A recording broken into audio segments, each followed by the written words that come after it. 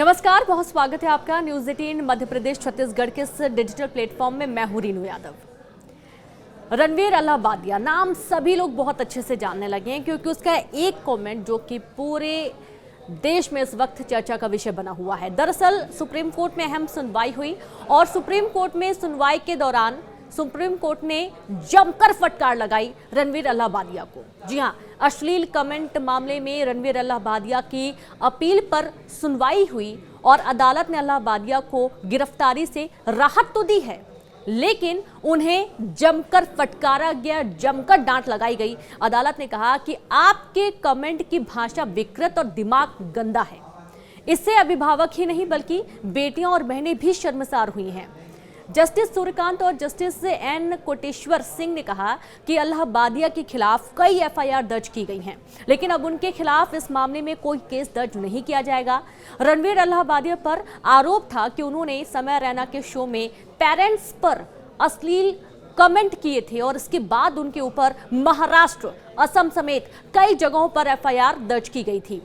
रणवीर ने supreme court में कई एफआईआर के खिलाफ अपील भी की थी और गिरफ्तारी से राहत मांगी गई थी। अब आपको बता देते हैं गिरफ्तारी के 4 पॉइंट्स क्या क्या हैं। अगर अल्हाबादिया जांच में शामिल होते हैं और सहयोग करते हैं तो उन्हें गिरफ्तार नहीं किया जाए। अगर उन्हें किसी तरह की धमकी दी जा रही है तो वे पुलिस प्रोटेक्शन की मांग कर सकते हैं। यह राहत तभी तक रहेगी जब तक अल्हाबादिया बाहर रहते हुए कोई शो भी नहीं करेंगे।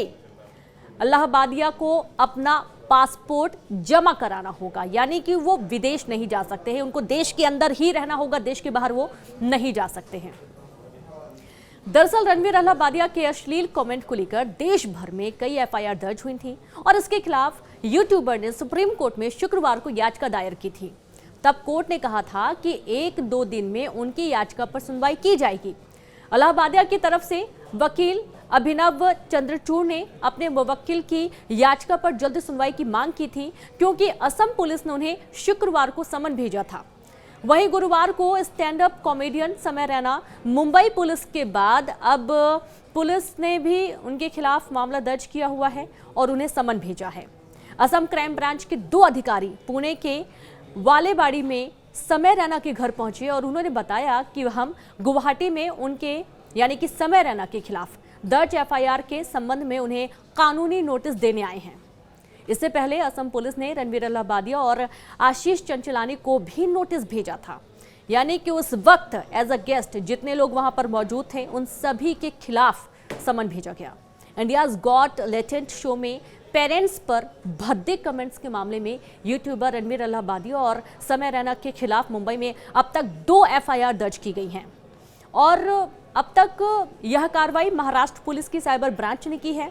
रणवीर और समय के अलावा इस शो में 29 गेस्ट के खिलाफ भी केस दर्ज हुआ है जिन्होंने पहले एपिसोड से अब तक के शो में हिस्सा लिया था। सोचिए, जितने गेस्ट यहां पर आए थे पहले एपिसोड से लेकर अभी तक के एपिसोड में जितने गेस्ट आए थे उन सब के खिलाफ भी एक्शन लिए जाने की बात सामने आ रही है, यानी कि सभी पिस रहे हैं, गेहूं के साथ गुण भी पिस रहे हैं। वहीं ऑल इंडियन सिने वर्कर्स एसोसिएशन ने इंडियाज गॉट लेटेंट शो पर बैन के लिए गृह मंत्री अमित शाह को पत्र लिखा।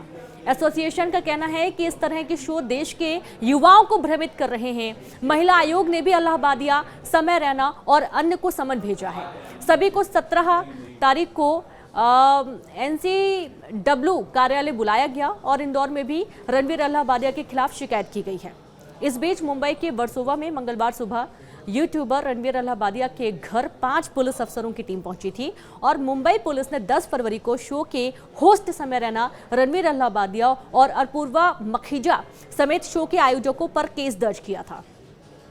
आपको बता दें कि अपूर्वा मखीजा, जिन्होंने वहां पर पहुंचे कंटेस्टेंट के साथ बहुत ही अभद्र टिप्पणी की, बहुत गलत भाषा का उपयोग किया, उन्होंने अपनी कुछ चॉइस बताई जो कि बहुत ही गलत शब्दों के साथ उन्होंने बयां किया था और वहां पर ठहाके लगाए जा रहे थे, तालियां बजाई जा रही थी, यहाँ तक कि वहाँ पर कौन कितना गंदा कमेंट कर सकता है उसके बाद समय रैना बाकायदा उठते थे और उनके ऊपर वो कोई ना कोई तालियां बजवा रहे थे और एक तरीके से कहा जाए तो उनको स्टार्स दिए जा रहे थे कि उन्होंने बहुत अच्छा कमेंट किया है, बहुत तालियां बटोरी उन्होंने और ये अपने लिए एक बहुत गुडविल समझ रहे थे। हालांकि इस तरीके के भद्दे कमेंट्स पर तालियां तो खूब बजी, सोशल मीडिया पर खूब वीडियोस भी वायरल हो रहे हैं, चाहे अपूर्वा मखीजा हो, चाहे रणवीर अलाहाबादिया हो, और आशीष चंचलानी का नाम भी सामने आ रहा है। इसके पहले जितने भी गेस्ट आए थे जो कुछ बोलना भी नहीं चाह रहे थे, समय रैना बार बार उनको कुछ ना कुछ बोलने के लिए उकसाते हैं, ये भी देखा गया है। अब इंडियाज गॉट टैलेंट के सारे एपिसोड्स के कुछ कुछ क्लिप्स बाहर निकल कर आ रहे हैं, सोशल मीडिया पर वायरल हो रहे हैं। भले ही समय रैना, कहते हैं ना कि आपने अगर एक बार कोई गलती कर दी, खासतौर पर सोशल मीडिया एक ऐसा प्लेटफॉर्म है जिससे बचा तो बिल्कुल भी नहीं जा सकता है। भले ही समय रैना ने अपने अकाउंट से सारे वीडियोज डिलीट कर दिए हों, लेकिन उसके बावजूद जो शोज़ के क्लिप्स हैं वो सोशल मीडिया पर वायरल हो रहे हैं और खूब घूम रहे हैं। लोग सुन भी रहे हैं, मानसिकता को परख भी रहे हैं, कई लोग नाराजगी व्यक्त कर रहे हैं और कई लोग उसमें ठहाके लगा रहे हैं, कई लोग फेवर भी कर रहे हैं। आप ये देखिए कि कुछ ऐसे लोग भी हैं जो उनको फेवर भी कर रहे हैं, लेकिन इस वक्त कानून के हाथ बहुत सख्त हो चुके हैं और देखा यह जा रहा है कि मुंबई से लेकर दिल्ली तक, असम तक, इंदौर तक, तमाम जगहों पर इस शो के खिलाफ, शो के होस्ट के खिलाफ और यहाँ पर मौजूद गेस्ट के खिलाफ मामले दर्ज किए गए हैं। अब देखना यह है कि आगे क्या कुछ होता है। हालांकि रणवीर अलाहाबादिया ने एक वीडियो भी पोस्ट किया था जिसमें उसने बहुत ज़्यादा खेद व्यक्त किया था।